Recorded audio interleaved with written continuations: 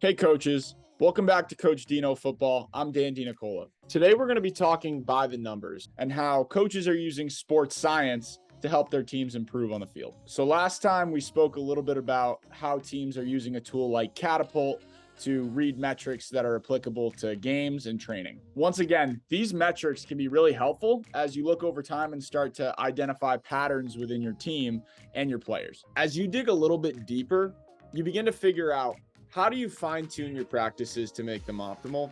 And what can separate a winning week of practice versus a losing week of practice?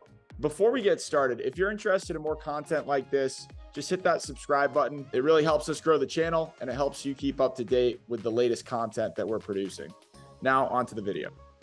Catapult One has a number of player metrics, but they're broken down into two specific categories. We're looking at volume and intensity. So last time we covered volume. And if you haven't seen that video, I definitely recommend just taking a quick look at that. I'll link the video down below. This video is going to cover intensity. And as you might guess, that's basically just a measure of how intense you're being during any game or any practice. So intensity is a great way to measure the performance thresholds for players, position groups, or a team as a whole. Where volume might shift between games and practices, a player's top speed or a player's max acceleration should pretty much be consistent as you begin to identify what your guys are capable of and what your conditioning regimen is going to be like throughout the course of the season. Basically, you're going to be comparing how intense training drills are compared to expectations for a real-time game situation. Like volume, some of the intensity metrics on the list are pretty straightforward, but others might need a little bit more explanation.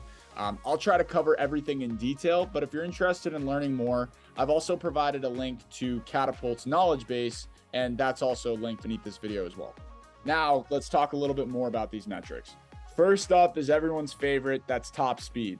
So as you might have guessed, a player's top speed measures the maximum speed that they've reached during any training session, any game, and that's being read by the device. So similar to the distance metrics, the top speed is going to be labeled in miles per hour, yards per minute, meters per second, any way that you want to be able to track that.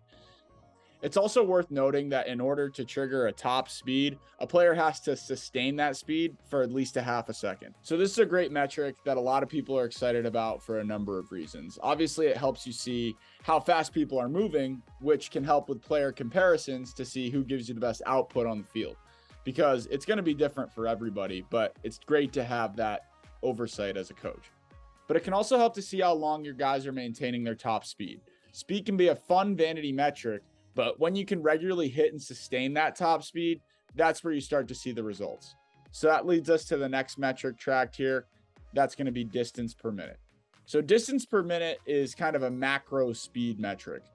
It's effectively total distance over a period of time, the total time of a single session. And like other distance metrics, you can use whatever units really make sense to you. This can really be a great measure of a player's endurance, and you not only get to see how fast they run, but how long they can sustain that speed. After that, we've got a big one. It's power score. Power score is total power output based on a player's weight. It's measured in watts, which is a fancy way of saying shifts in the amount of power, or the amount of work certain exercises or situations might require for any given player. You can usually gauge the intensity of a player drill based on how much work a player exerts during a certain period of time. More competitive games or matchups tend to have a much higher power score, and you can make adjustments accordingly as a coach. So next we have work ratio.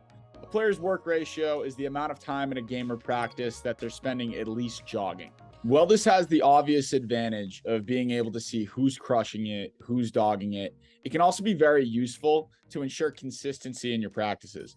So making sure there's not too much standing around or conversely overtraining. What work ratio really does is it allows you to adjust your intensity so that you as a coach can be efficient with the time that you have with your players.